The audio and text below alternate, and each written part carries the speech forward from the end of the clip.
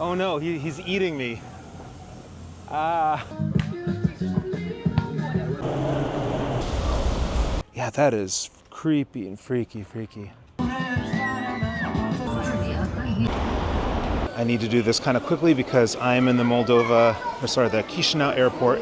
And yeah, it's already kind of boarding to Warsaw, so I don't want to miss that. I think it should be fine.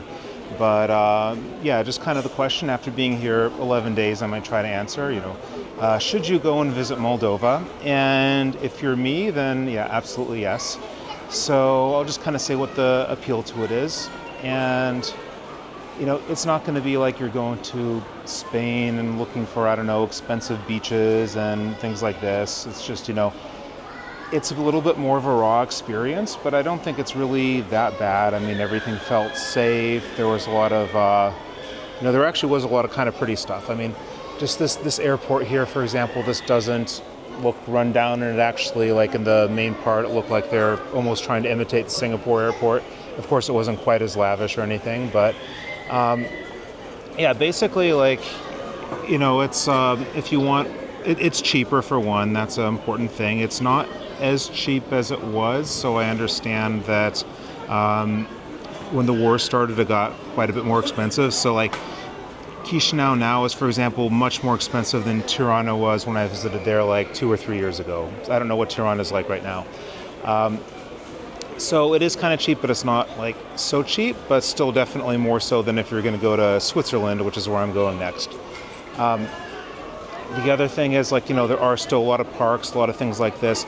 I didn't actually leave Chisinau because it's actually really hot right now, and I didn't want to risk going by Marshrutka and being kind of baked. So I just stayed in Chisinau.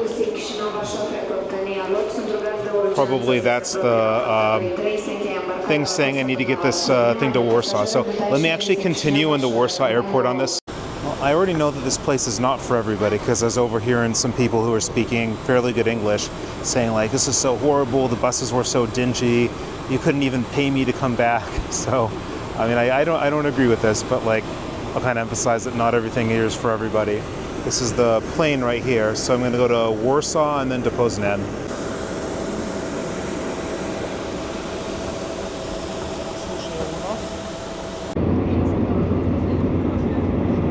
I have a couple-hour layover before my flight to Poznan, so I'm just hanging out in the Warsaw airport and figured, well, there's no time rush now, I'll say the rest. So this looks a bit different than in Chisinau. So yeah, so it really kind of emphasized to me just overhearing these people in the bus talking about like how horrible Moldova was. It was so awful, this and that was run down, this sucks, this is terrible, this, and I don't know what they were saying. I mean, it completely did not match with my own experience, which was, for the most part, pretty good. So I will just kind of say right now that it is really not for everybody. So there are a lot of cool things outside of Chisinau that I didn't get to see. I've heard of these different wine labyrinths underground that seem really cool, and I will actually probably go back just to see that.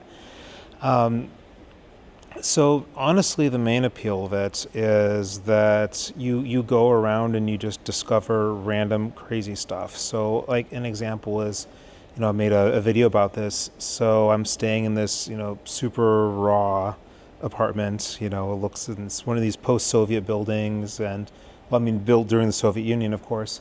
And everything back there's still people like drying their clothes, and people just drinking and talking at the table until 3 a.m. sometimes. And so this area itself is interesting. And then you go a little further, you find this park and lake, and if you look at the tourist description, it just kind of looks like some generic high quality park or whatever.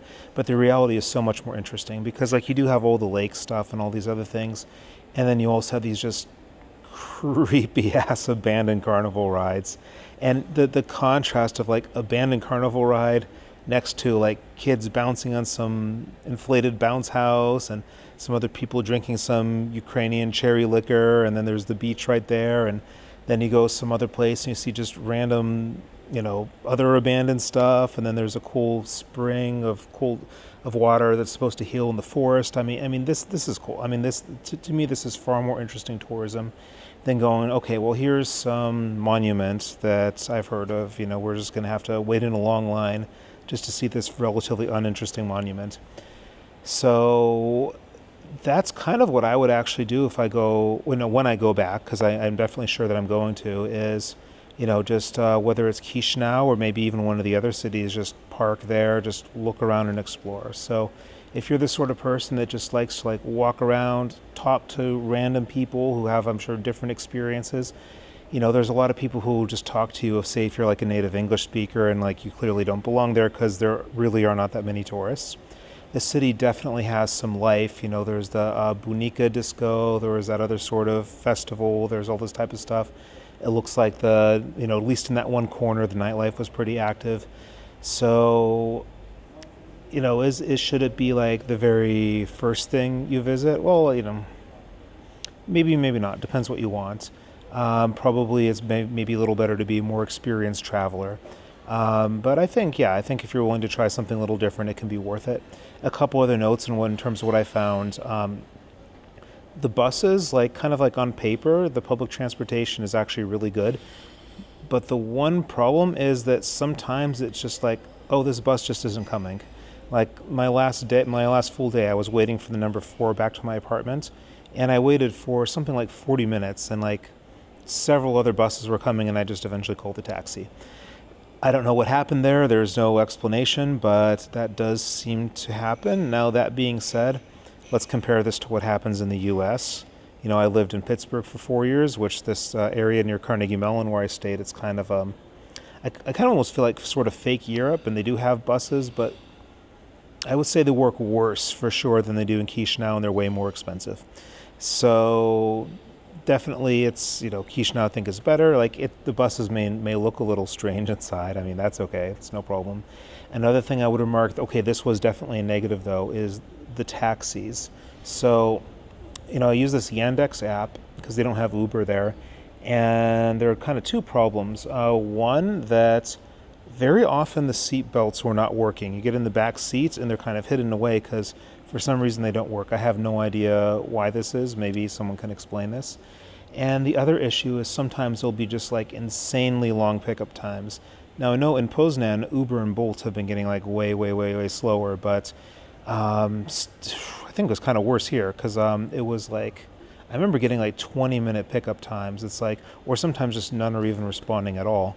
When I was trying to get back on that Friday or Saturday night or whatever it was, it took me a really long time to get any taxi at all. And then other times it's like, they'll say something like, oh, well, maybe we can get this other one, but he's on totally the other side of town. And so that's a consideration. But I think the other thing too that's definitely worth it, maybe not now, are these, this breakaway or this unrecognized Republic of Transnistria. And I did not go there. I'm just a little bit worried about risks just because I'm an American citizen. Not that like the area I think is actually dangerous, but there might be some weird political things I don't want to get involved in. And that seems like that would be really interesting. So that's definitely a reason to go back when, some things on the world stage settle down. And even this Gagauzia, there's this kind of somewhat autonomous region that's very pro-Russian that it just seems like a very strange and exotic place. Would be cool to visit. And, it's a small country, so like I don't think it's going to be something you're going to spend months exploring, but, I recommend it. And if having weird, dingy-looking buses would actually be any amount of turn-off at all, well, there's a lot of weird, dingy things around in the city, and I'm sure if you go to other cities, it's going to be even worse taken care of. So I would say, well, do I have 2 thumbs? Let's give it 2 thumbs up, and I definitely plan to go back. So, yeah, that's it for for Moldova for now, at least. So like, comment, subscribe, all these things. Next trip is to Switzerland. I don't know what I'm going to post next. The next trip is to Switzerland. I'm going to be in Lausanne for a math conference and Zurich to visit some old family friends. So I'm going to just chill out and wait for my flight a little longer.